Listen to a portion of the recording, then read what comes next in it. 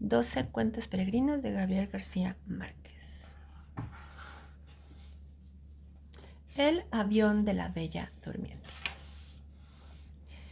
Era bella, elástica, con una piel tierna del color del pan y los ojos de almendras verdes, y tenía el cabello liso y negro y largo hasta la espalda, y una aura de antigüedad que lo mismo podía ser de Indonesia que de los Andes. Estaba vestida con un gusto sutil: chaqueta de lince, blusa de seda natural con flores muy tenues, pantalones de lino crudo y unos zapatos lineales del color de las bugambilias. Esta es la mujer más bella que he visto en mi vida, pensé, cuando la vi pasar con sus sigilosos trancos de leona, mientras yo hacía la cola para abordar el avión de Nueva York en el aeropuerto Charles de Gaulle de París.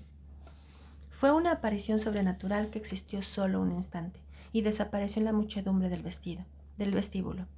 Eran las 9 de la mañana, estaba nevando desde la noche anterior y el tránsito era más denso que de costumbre en las calles de la ciudad y más lento aún en la autopista, y había camiones de carga alineados a la orilla y automóviles humeantes en la nieve. En el vestíbulo del aeropuerto, en cambio, la vida seguía en primavera. Yo estaba en la fila del registro detrás de una anciana holandesa que demoró casi una hora discutiendo el peso de sus 11 maletas. Empezaba a aburrirme cuando vi la aparición instantánea que me dejó sin aliento, así que no supe cómo terminó el altercado hasta que la empleada me bajó de las nubes con un reproche por mi distracción. A modo de disculpa le pregunté si creía en los amores a primera vista. Claro que sí, me dijo, los imposibles son los otros. Siguió con la vista fija en la pantalla de la computadora y me preguntó qué asiento prefería, fumar o no fumar. Me da lo mismo, le dije con toda intención, siempre que no sea al lado de las 11 maletas. Ella lo agradeció con una sonrisa comercial sin apartar la vista de la pantalla fosforescente. Escoja un número, me dijo, 3, 4 o 7. 4. Su sonrisa tuvo un destello triunfal. En 15 años que llevo aquí, dijo, es el primero que no escoge el 7. Marcó en la tarjeta del embarque el número del asiento y me lo entregó con el resto de mis papeles, mirándome por primera vez con unos ojos color de uva que me sirvieron de consuelo mientras volvía a ver la bella. Solo entonces me advirtió que el aeropuerto acababa de cerrarse y todos los vuelos estaban diferidos. ¿Hasta cuándo? Hasta que Dios quiera, dijo con su sonrisa. La radio anunció esta mañana que será la nevada más grande del año. Se equivocó. Fue la más grande del siglo. Pero en la sala de espera de la primera clase de la primavera era tan real que había rosas vivas en los floreros y hasta la música enlatada parecía tan sublime y sedante como le pretendían sus creadores. De pronto se me ocurrió que aquel era un refugio adecuado para la bella, y la busqué en los otros salones estremecido por mi propia audacia. Pero la mayoría eran hombres de la vida real que leían periódicos en inglés, mientras sus mujeres pensaban en otros, contemplando los aviones muertos en la nieve a través de las vidrieras panorámicas, contemplando las fábricas glaciales, los vastos cementeros de Roissy devastados por los leones. Después del mediodía no había un espacio disponible y el calor se había vuelto tan insoportable que escapé para respirar. Afuera encontré un espectáculo sobrecogedor. Gentes de toda ley habían desbordado las salas de espera y estaban acampadas en los corredores sofocantes y aún en las escaleras tendidas por los suelos con sus animales y sus niños y sus enseres de viaje, pues también la comunicación con la ciudad estaba interrumpida y el palacio de plástico transparente parecía una inmensa cápsula espacial varada en la tormenta. No pude evitar la idea de que también la bella debía estar en algún lugar en medio de aquellas hordas mansas, y esa fantasía me infundió nuevos ánimos para esperar. A la hora del almuerzo habíamos asumido nuestra conciencia de náufragos.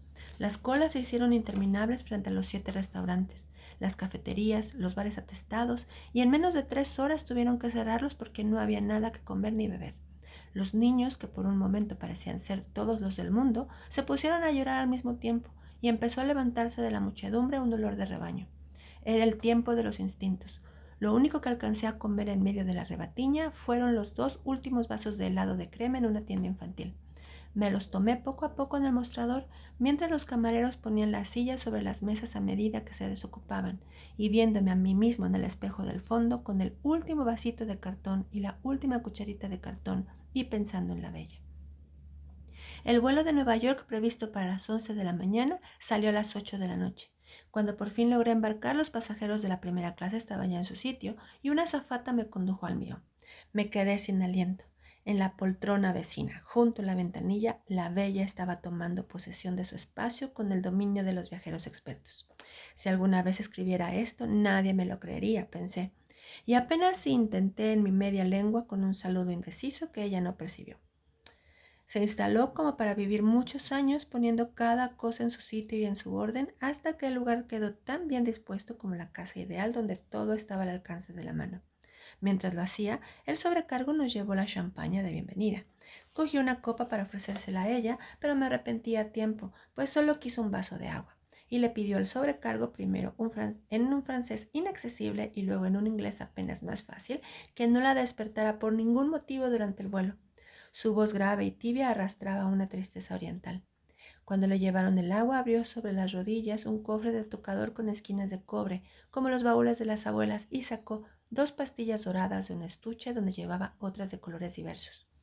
Hacía todo de un modo metódico y parsimonioso, como si no hubiera nada que no estuviera previsto para ella desde su nacimiento. Por último, bajó la cortina de la ventana, extendió la poltrona al máximo, se cubrió con la manta hasta la cintura sin quitarse los zapatos, se puso el antifaz de dormir, se acostó de medio lado en la poltrona de espaldas a mí y durmió sin una sola pausa, sin un suspiro, sin un cambio mínimo de posición durante las 8 horas eternas y los 12 minutos de sobra que duró el vuelo a Nueva York. Fue un viaje intenso. Siempre he creído que no hay nada más hermoso en la naturaleza que una mujer hermosa, de modo que me fue imposible escapar ni un instante al hechizo de aquella criatura de fábula que dormía a mi lado. El sobrecargo había desaparecido tan pronto como despegamos, y fue reemplazado por una azafata cartesiana que trató de despertar a la bella para darle el estuche de tocador y los auriculares para la música. Le repetí la advertencia que ella le había hecho al sobrecargo, pero la azafata insistió para huir de ella misma que tampoco quería cenar. Tuvo que confirmárselo el sobrecargo y aún así me reprendió porque la bella no se hubiera colgado en el cuello el cartoncito con la orden de no despertarla. Hizo una cena solidaria, diciéndome en silencio todo lo que le hubiera dicho a ella si hubiera estado despierta. Su sueño era tan estable que en cierto momento tuve la inquietud de que las pastillas que se había tomado no fueran para dormir sino para morir. Antes de cada trago levantaba la copa y brindaba. A tu salud, bella. Terminada la cena, apagaron las luces, dieron la película para nadie y los dos quedamos solos en la penumbra del mundo. La tormenta más grande del siglo había pasado y la noche del Atlántico era inmensa y límpida y el avión parecía inmóvil entre las estrellas. Entonces la contemplé palmo a palmo durante varias horas y la única señal de vida que pude percibir fueron las sombras de los sueños que pasaban por su frente como las nubes en el agua. Tenía en el cuello una cadena tan fina que era casi invisible sobre su piel de oro, las orejas perfectas sin puntadas para los aretes, las uñas rosadas de la buena salud y un anillo liso en la mano izquierda. Como no parecía tener más de 20 años, me consolé con la idea de que no fuera un anillo de bodas, sino el de un noviazgo efímero. Saber que duermes tú, cierta, segura, causa fiel de abandono, línea pura tan cerca de mis brazos maniatados. Pensé, repitiendo en la cresta de espumas de champaña el soneto magistral de Gerardo Diego. Luego extendí la poltrona a la altura de la suya y quedamos acostados más cerca que una cama matrimonial. El clima de su respiración era el mismo de la voz y su piel exhalaba un hálito tenue que solo podía ser el olor propio de su belleza. Me parecía increíble. En la primavera anterior había leído una hermosa novela de Yasunari Kawabata sobre los ancianos burgueses de Kioto que pagaban sumas enormes para pasar la noche contemplando a las muchachas más bellas de la ciudad, desnudas y narcotizadas, mientras ellos agonizaban de amor en la misma cama. No podían despertarlas, ni tocarlas, y ni siquiera lo intentaban, porque la esencia del placer era verlas dormir. Aquella noche, velando el sueño de la bella, no solo entendía aquel refinamiento senil, sino que lo vivía a plenitud. ¿Quién iba a creerlo? Me dije, con el amor propio exacerbado por la champaña. Yo, anciano japonés a estas alturas. Creo que dormí varias horas vencido por la champaña y los fogonazos mudos de la película, y desperté con la cabeza agrietada. Fui al baño. 2 lugares detrás del mío yacía la anciana de las 11 maletas despatarrada de mala manera en la poltrona. Parecía un muerto olvidado en el campo de batalla. En el suelo, a mitad del pasillo, estaban sus lentes de leer con el collar de cuentas de colores, y por un instante disfruté de la dicha mezquina de no recogerlos. Después de desahogarme de los excesos de champaña, me sorprendí a mí mismo en el espejo, indigno y feo, y me asombré de que fueran tan terribles los estragos del amor. De pronto, el avión se fue a pique. Se enderezó como pudo y prosiguió volando al galope. La orden de volver al asiento se encendió. Salí en estampida con la ilusión de que solo las turbulencias de Dios despertaran a la bella y que tuviera que refugiarse en mis brazos huyendo del terror. En la prisa estuve a punto de pisar los lentes de la holandesa y me hubiera alegrado. Pero volví sobre mis pasos, los recogí y se los puso en el regazo agradecido de pronto de que no hubiera escogido antes yo el asiento número 4.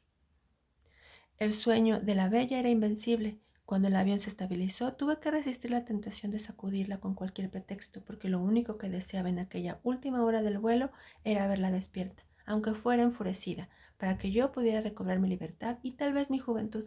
Pero no fui capaz. Carajo, me dije, con un gran desprecio. ¿Por qué no nací Tauro? Despertó sin ayuda en el instante en que se encendieron los anuncios del aterrizaje y estaba tan bella y lozana como si hubiera dormido en un rosal. Solo entonces caí en la cuenta de que los vecinos de asiento en los aviones, igual que los matrimonios viejos, no se dan los buenos días al despertar. Tampoco ella. Se quitó el antifaz, abrió los ojos radiantes, enderezó la poltrona, tiró a un lado la manta, se sacudió las crines que se peinaban solas con su propio peso, volvió a ponerse el cofre en las rodillas y se hizo un maquillaje rápido y superfluo que le alcanzó justo para no mirarme antes que la puerta se abrió. Entonces se puso la chaqueta de lince. Pasó casi por encima de mí con una disculpa convencional, en castellano puro de las Américas, y se fue sin despedirse siquiera, sin agradecerme al menos lo mucho que hice por nuestra noche feliz, y desapareció hasta el sol de hoy en el Amazonia de Nueva York. Junio 1982.